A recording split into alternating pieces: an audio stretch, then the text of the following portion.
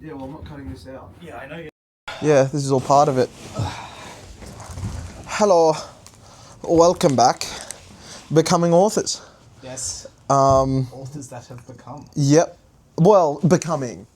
Well, maybe by the time the person's seeing this, we have become. We have become. Or technically, are we, because we've earned money out of selling books. So are we technically... We have becometh.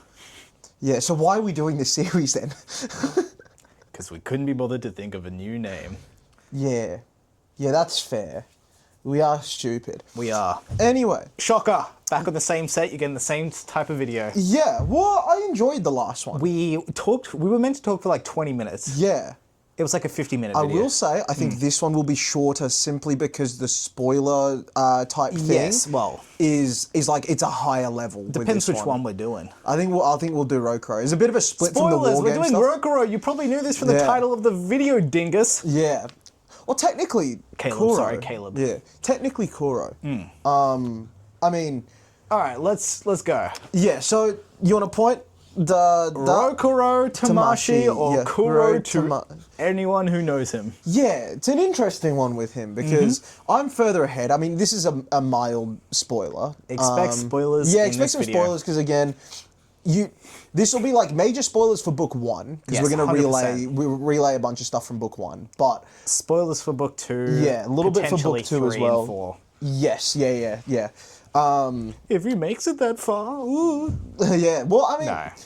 So there's a little bit of stuff going ahead. We'll try to touch on that to give you a bit of an insight into what to expect from him, using mainly book 1 stuff as a launching point. Yeah. But I will say, so as of book 1, you only know him as Kuro. Yes. No, the name no. As in like generally speaking, as he's only referred to as Kuro by us and also by other characters. There's like 1 or 2 off instances where you learn his real name's Rokuro, but. It's when you're reading that, you're not going to think of it like that. When we are first introduced to him in chapter 1, he is called Kuro. Yeah, exactly. And I think I'm at now 3 and 4, so it's easier for me after everything that's happened with his character arc for me to say Rokuro because it's second nature for me now. Yeah. Because I've moved on from the whole Kuro thing because there's some shifts in his character where there's some shifts in his character and. So I will probably just refer to him as Rokuro just because it's what I've been writing as. I'm currently writing one of his segments actually. But he's an interesting one. So to get started, he's I mean, something we didn't do with the previous character, Shiro, is check out the previous Becoming Authors. Is where the name itself came from. Because Shiroi is white. Yeah, well, Toshiro actually, funnily enough, going back to that, and probably should have done the other one. Yeah. I sometimes just take names from like side or minor characters from other stuff that are just Japanese names, just as a thing. So Toshiro Hitsugaya from Bleach. I just thought Toshiro was a cool name, so I just stuck with that. He's got white hair. Maybe that had some influence. Maybe it didn't. It's completely coincidental. No, well, that's the thing. Toshiro Hitsugaya has white hair as well, which I imagine that's why he's called that as well. But you know, with Rokuro. There's a couple different meanings. Yes. So I thought it was a fun contrast that their nicknames would be the polar opposites of each other. Shiro and Kuro, white and black. Yep. It's quite on the nose, but I just thought it was a fun thing. However, they do obviously have full names. And Rokuro means 6th son. Yep. Which he is the 6th in the Tamashi family, the 6th sibling. Yep. Now, I think what's the best way to tackle this? I mean, you're going to get some of the Tamashi stuff in this. No, of course we will. But should we start with like character inspirations and stuff? What the fuck did we do last time? I think that's what we did. We started with like the character design and such. Let's start there. I think let's start let's just go with he's a 15. Yeah. So he's 2 years younger than his 2 best mates, Eli and Shiro. But just like Shiro at the start of the book, he doesn't have a godsend. No, he doesn't. And doesn't have a godsend by the end of the book, unlike Shiro. Yeah. Spoilers. So, yeah, Kuro's an interesting one because he, like Shiro, comes from arguably one of the 2 or 3 most powerful or most notorious families within war games. Yeah. But he himself also does not have a godsend. Yeah. But all of his siblings do. As of our established law right now, it's the Hikaris and the Tamashis are the 2 most storied histories of gladiators. Yeah. Yeah, yeah, more or less. I think there's some others you could say compete with, but and generally some we might speaking, introduce. But yeah. for the time being, available on our website, it's those two, and then sort of like a close next place down is like Drago and Garrett. So with Rokuro, so going to his character design, I think it was more his personality that I wanted to latch onto first. Yeah, and that was shy, quite shy. Timid but not cowardly. no. Quite withdrawn, but quite intelligent. Yes. Like, he is the most intelligent of the three. Very smart guy. And I think with him, I wanted the character design to sort of reflect that and also reflect what he's going through, what he's been through. So he's got that permanently very tired look in his eyes. The shaggy black hair. You know, his clothes are kind of a bit tattered, darker in colours. It's kind of that fitting of when you are 15 years old and some people take that sort of more, I don't want to say low self-esteem, but like the sort of not super confident. Not the highest self-worth. Yeah, like that sort of thing. They tend to wear a lot more black. They tend to dress a lot more, like a little more ragged, a little more, you know. To subtly blend into the shadows Exactly, sort of thing. exactly. And that's kind of what I wanted to go with for his character design. There wasn't, funnily enough, much beyond that in terms of outside inspiration for his character. I think there's the designs that I did for him initially were wildly different from what they are now. Not in terms of the way he looks, but when I first drew up, he had a whole bunch of other clothes and extra appearance features on him that that may become present later on, but I had to reel back for his initial design. The Brazilian flair of Kuro has been removed. Yeah. So this is the third video in a row where you've said something that I don't know where you're going with it, and you've just flair items of the clothing. Oh, okay, flair I suppose. Yeah. So like to give I initially designed him. I mean, this isn't something that's going to happen. It's something that happened in a slightly toned down way. So he's in book 1, he gets some scarring upon his face. Initially, that was something that was going to happen later in the story. It was going to be a lot more severe, and I was going to have him wear a mask the entire time. Okay. Right? And so I designed him with this mask in mind, with like maybe a hooded coat in mind, and all these other things. And then to get to where he had to be at the start of the story, I almost had to like reverse engineer it to what he would look like. You had the end goal in mind. Exactly. And you needed to work to the start. Exactly. But then that end goal kind of changed. So it's not going to go exactly down that route now. But there will be elements of that still in the final product. Exactly, exactly. Like his story follows a similar sort of thing, but a lot of the events that have happened to him are wildly different. So yeah, with his character design, it was just a lot to reflect that, really. It was more of a personality thing, more than it was a sort of, you know... Quiet and downtrodden are the words that come to mind. Exactly, exactly. He's, I mean, we should probably run through his sort of history, I suppose. Now, the Tamashi family, their patriarch, Tetsu, is a Hall of Fame gladiator. He has always had this vision of having 5 children, all with varying godsends, which he's achieved by having children with mistresses. He has a wife. He had a wife, which whom he loved, but his vision was kind of bigger than that. Where he kind of entered an arrangement with his wife, where he would is surrogate the correct term?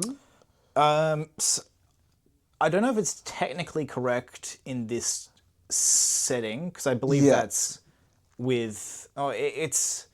Surrogate's not the right term. It's not the right term. Sort of the similar idea. Yeah, it's a similar idea where basically with the wife's reluctant, I suppose, acknowledgement, he was to have children with his other mistresses, but then those mistresses would be never seen from again. It was purely to utilize the godsends that they would hold. Entirely contractual. Exactly. There was no feeling or anything like that. No. It was purely for his vision. It's purely for his vision. As we touch on a lot with these characters, his destiny was to create this team. That's what he saw. Yeah, 100%. That was his entire vision. So War Games to was complete everything. that goal, this is how he did it. He's very, very family proud, very clan proud.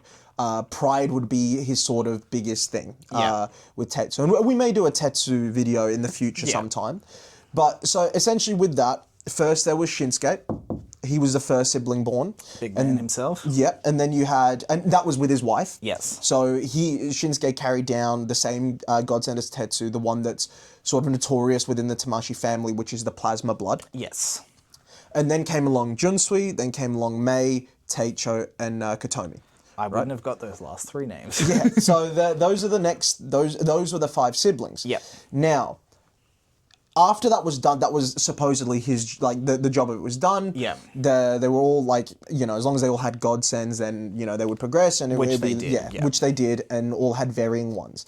But accidents happen. Yes, and with his original wife, he then had only wife. His only wife, yeah. He had another child that came along by mistake, and that was Rokuro. Yes. Hence the 6th child. Yep. And now, so he is half siblings with all the others besides Shinsuke. Those are the only 2 that are totally blood brothers. Yeah. And in doing that, unfortunately, it was such a case where the couple was getting a little older, and the toll that the birth took on the mother killed her. Right? She wasn't able to. Wasn't able to survive childbirth, and that was not something that Tetsu took well to. No. But it didn't destroy his vision, and so he kept going further. Yeah. Now, as time went on, Rokuro never developed a godsend. No. And that drew the ire of Tetsu. Yes. Because he is an entirely mission-focused man. He had one goal. If you didn't fit within that goal, you're worthless to him. Exactly. And then on top of that, he's responsible for his wife's death, whom he did love dearly. Very much. And he's not taken Same well with to that. the other siblings as Yes. well. Well, that's something that grew from his... From his love of his wife. Yes, but from his... his wife was the mother to all of the siblings in terms of, like, playing the matriarch figure. Yes. But was only biologically the mother of Rokuro and Shinsuke. Yeah.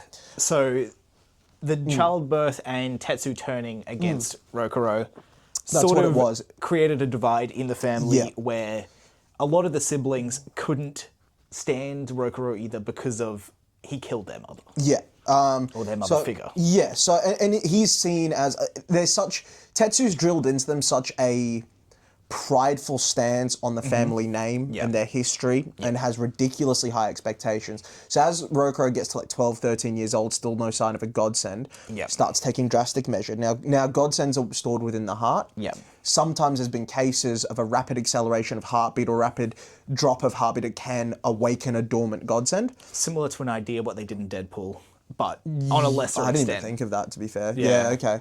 So that's what they were trying to do. Something to force the mutation in Deadpool's case, or in this case, awaken the godsend. So basically with Tetsu, there was a guise of that, in that he basically would throw Rokuro into the training sessions with the other siblings, and if their powers. with their ability and stuff, and if the siblings didn't do what he said, they would obviously suffer his wrath. He is not someone that that would shy away from laying his hands upon his children. Very disciplinary in a very brutal way. And so that basically resulted in Rokuro being a borderline punching bag for the family. And by the end of it, they were that brainwashed into it that they saw nothing wrong with it. Well, besides Shinsuke, which we'll get into a lot more in his video. But yeah, so Rokuro was basically, he was like the little sort of runt of the family, not one that was wanted by the majority of them. And when he turned, I believe it was 13. I mean, when all hope seemed lost to Tetsu, he just wanted him gone. He wanted him gone, and he sent him to, he basically bought him an apartment within the Purgery. Now, quick explanation of the Purgery. Yeah. So this is a very crucial part to who Rokuro is. Now, within the world's rebuilding from an age of war. You can go back to our other videos, we'll tell you all about that. The world's rebuilding, and in so, it's because of the reduced population, it takes a long while to rebuild. And within that, you've got a lot of the population that's still living in these areas that are waiting to be rebuilt. But because all of the focus and the attention and the manpower is going towards the rebuilding, these are often left to rot. There are barely any services available. Citizens are left to fend for themselves. Drugs run rife. It's... I am receiving a call, but we will continue. We will continue. So drugs have run rife, and it's a very unfortunate situation. And now to get Rokuro out of the family, because Tetsu sees him as a sort of weakness. Having Rokuro around is a reminder, or a symbol of, I suppose, his failure in relation to his goal, right? It's someone that doesn't live up to his standards, so he wants him gone, right? He wants him out of there, nothing to do with him. And also a reminder of the wife that he lost. Exactly. And so Rokuro is sent out to basically live in an apartment in the Purgatory. It's in an utter shithole. Yeah, it's a complete shithole. It's run down, it's falling apart. It's barely good enough for him to live in. He has to walk past like strung out junkies every day to get back to his apartment. Yeah. You know, there's like murder's not something foreign. You know, it's a very intense place to live, and it's one he's learned to fend for himself by sticking to the shadows and not being noticed. Yeah. That's how he's managed to survive.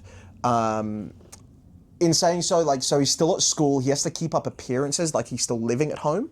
That's one of the conditions his father had. Exactly, yeah. So he still has to keep up the thing that he's living at home, but for Rokuro, it's still a good thing for him because it means he's no longer subject to like the beatings, the harsh... He's basically been sent off to live his own life. One dangerous environment for another. One that's less personal. Yeah. You know? So he still goes to school, that's why he still sees Shiro and Eli. How our main characters get to know each other is through the school. Through the school, Kanagawa District School. And so with Rokuro, he's obviously sent out to live on his own, and he's grown a level of, I suppose, survival wits about him. He's already deeply intelligent. He's someone that in his spare time likes to tinker, likes to mess with things. A handful of inventions, like I believe it's in book 1, where he creates an EMP device. No. Wait. Yes. Yes. I mean, he's also created some prosthetics for one of prosthetics. He's character in the he's someone that is very handy with electronics, engineering, that sort of thing. He's a very, very bright boy. Like even despite being 2 years younger than his 2 best friends, he's the smartest of the 3. Absolutely.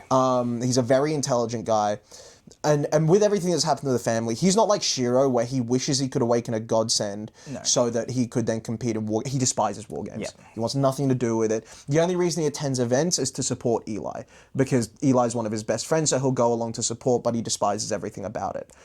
The love for his friends is greater than his his hatred of war games. Look, there aren't a lot of people that Kuro cares for, and there's not a lot that care for him. Yep. But those are these 2 and this one. Yeah. There is 3 people, right? Yep. And even then with Shinsuke, it's a little reluctant. Like Kuro's... There's obviously a lot going on with the rest of that family. Yeah, it's not like an outward animosity, but there's an uncomfortableness to it, right? Like Shinsuke's trying to do the right thing, you know, like bring him some extra money, do this, do that. Rokuro's like, I don't want your money, like, you know, whatever. But he still cares about him. Yeah. And that's why I think with some of the struggles that Shinsuke's going through, and which we see in book 1, it hurts Kuro. Yeah. You know? Like, it wouldn't hurt him as much if it was one of the other siblings, because obviously they've abandoned him. Yeah. But it's the fact that Shinsuke still goes out of his way to give Rokuro a level of time that it hurts him, you know? So... Yeah. Rokuro's journey is not going to be one that's very much through war games. No. No? It's a very different path, and it explores a very different side of the world to what... It's highlighting a lot of the stuff that the other 2 characters won't see. Exactly. And eventually it'll all converge. That's how, you know, the story's going to work. But as he's very much going to be set off on his own path, right? We won't get into too much about everything it entails. But I mean, like, the main characters each have their own journey of discovering their destiny, let's say. And his is a journey of discovery. His is an interesting one. Trying to, So with his, the way I would look at it is, whereas Toshiro trying to be guided towards his destiny, Rokuro is trying to fight his. Yeah. He doesn't want war games to shape him. He doesn't want his family to shape him. He wants to forge his own path. Yeah, he doesn't want to rot forever in the purgatory. Yeah. Like, he wants something more. He can't find that something more, but he wants something more. And he like, I think once, you know, we eventually get to that point where we give him that something more, it's something that he latches onto more than anything. Like, he's finally found a purpose. You know, he's finally found something that he can do that means something to him. Because I think one of his other driving factors is living within the purgatory, he's kind of grown a disdain for the people that live there. Yeah. Not the good families, not the people that are just waiting to be reallocated and they... you know, they're struggling to get by. It's those ones live in fear. It's the ones causing the fear. Those of society who have either given up or gone further than giving up. Exactly. It's the ones that are strung out on drugs. It's the ones engaged in illicit behaviors. It's the ones that, like, you know, fill the areas with gang violence and murders. It's, you know, the junkies that'll leap out between a building and rob someone at knife point for money. It's those are the sorts of people that Rokuro, he wants them wiped from the streets, right? That's what it is. He's you know, he in the way the world's set up, a lot of old media has sort of become prevalent within the world again, in the fact that the arts haven't really recovered in the same way following the Age of War. Yeah. So a lot of old media is present within this world, right? Yes. And it's referenced a lot, old songs, old movies. Now, one that rings true to... Which makes it real easy for us. Oh, yeah, and that's exactly why we designed it like that. I think it's more relatable, you know, instead of having to come up with, like, a new movie and try to convince, you know? It'll draw a lot more parallels to an audience living in the era we currently live in. Exactly. So one of the movies... Compared to a futuristic one no one knows anything about. Exactly. I think the movie that speaks to Rokuro the most is one that goes by the name of Taxi Driver. It's an old Robert De Niro movie. And it's very specifically the opening scene where the character is passing, to a lesser extent, the similar sort of behaviors. He describes things in a way that's similar to what Rokuro does, but obviously Rokuro is experiencing it at a far worse level, right? Okay. It's a far more degenerate level to what is in that movie. But still, what Robert De Niro's character says is someday a real rain will come along and wash the scum off the streets, or, you know, I'm paraphrasing, but something to that effect. And that's a line that stuck with Rokuro. Yeah. It's that idea of one day he wants a rain to come along and wipe all that scum out of Japan, because he does love Japan. Off the streets. Exactly, because he does love Japan. Yeah. Right? He loves a place. He is very proud of where he comes from and who he is, and he hates to see it in the state that it's in. Yeah. And it's why he hates things like, again, it's something that it's quite prevalent within book one, the revolutionary group, the Revolt. Yeah. Right? He doesn't like them at all. He sees the flaws in what they're doing, you know? Yeah. They're going country to country on almost like a genocide, dismantling governments, reducing them to nothing and giving the power back to the people, but who are the people that take power? It just ends up in more anarchy and more purgaries and more, you know, there's never a thought for what is to follow, right? And that's Kuro's main gripe with it. So, you know, it's that side of the world, the gang violence, the revolutionary groups, the government stuff, that's where we're headed with Rokuro's journey. Yeah. He's our connection to the underworld. Exactly. And we see at the end of book one, where he dives into Malacropolis. Yeah. That's the start of his journey. That's where, like, we use the first kind of like 9 chapters to establish who Rokuro is as a person. Yeah. His journey doesn't start till towards the end of the book. While these two buggerlugs are going to be enjoying themselves in the rebuild, Yes. Rokuro is going to be our insight into the Purgatory and Malacropolis. And you know, all these other regions, the darker side of Tokyo, or the side the of the world world that in hasn't 2452. recovered. Yeah, it hasn't recovered or is deeper than what people know, you know? He's going to be dealing a lot in the sort of gangland side of things. Again, the Revolt is the title of our series because the Revolt is a major point within our series. Like, there are... Shocker, there's a revolution. Yeah. And so that side of things is largely going to be handled by Rokuro's side of the story, especially in the opening few trilogies. Yeah. Right? That's a lot of what we're going to be dealing with that. It's to give you a bit of an insight, it's a minor spoiler or whatever.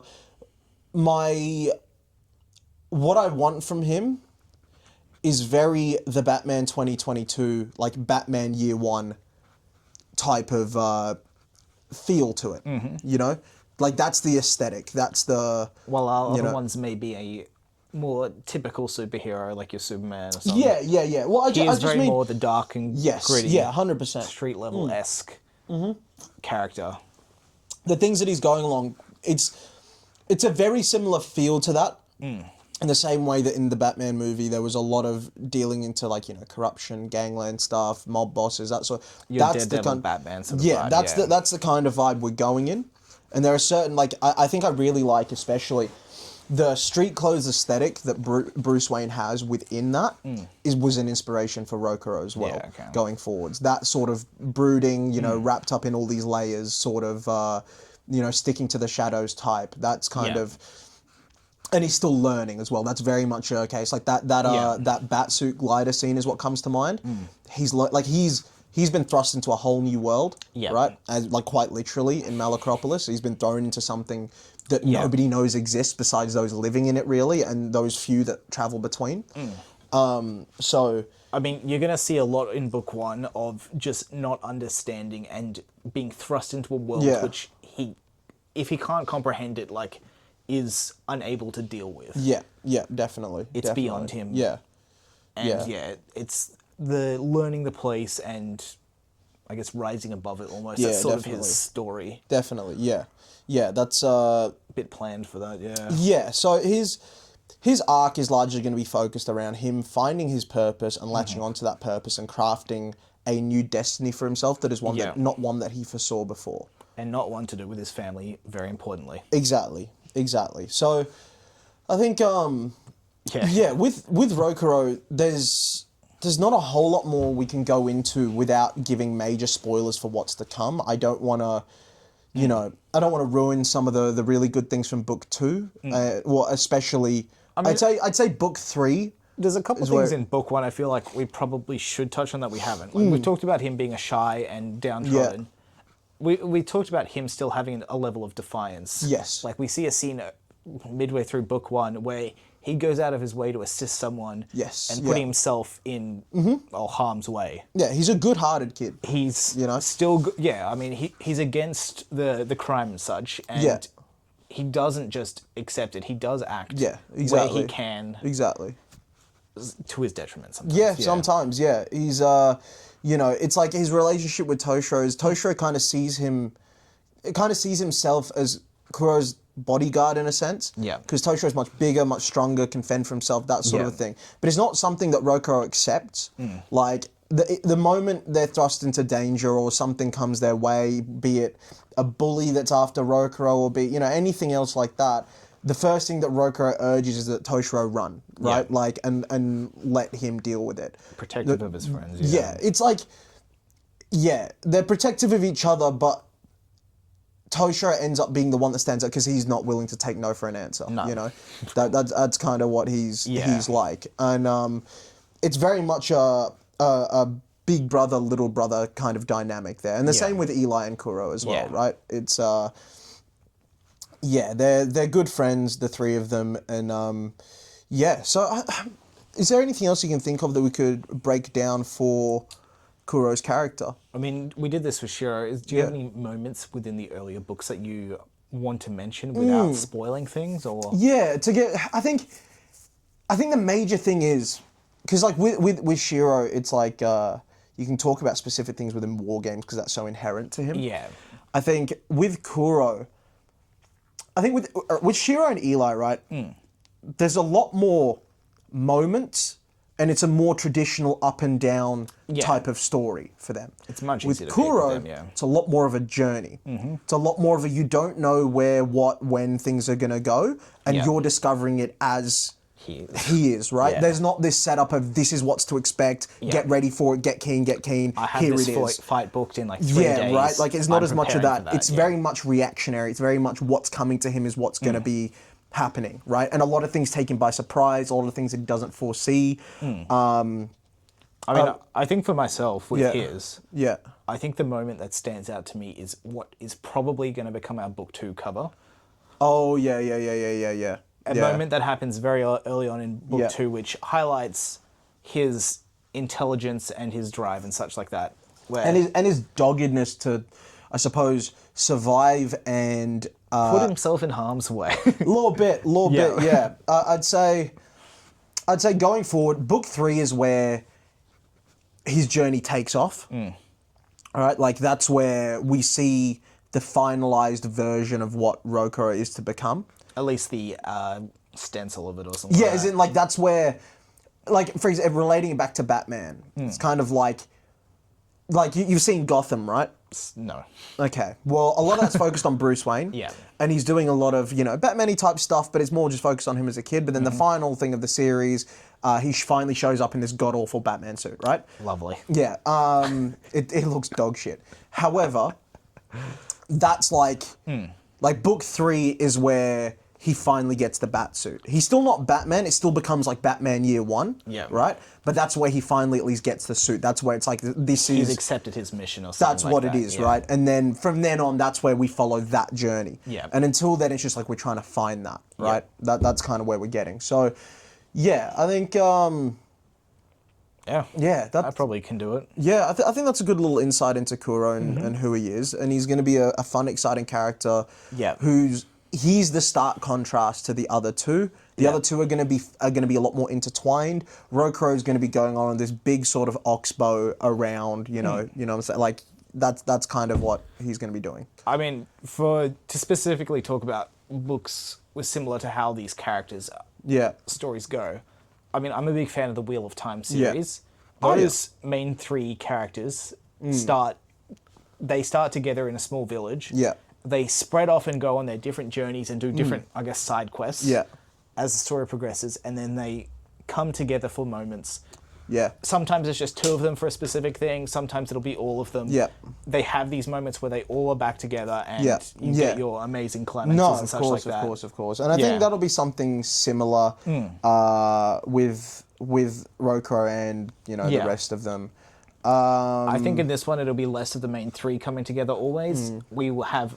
we have a wide cast of characters. A lot. There's going to be interactions between all of them that will link them up. In a way. Exactly. And I think Book 2 and Book 3 are the major turning points for him. Now that I'm in Book 4, I'm kind of like writing his journey. And we're delving into seeing what he's going to do.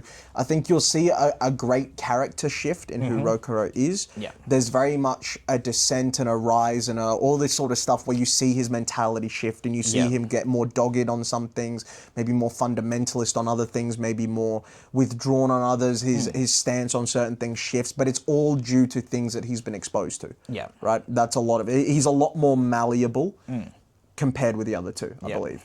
So, a lot of things to look forward to.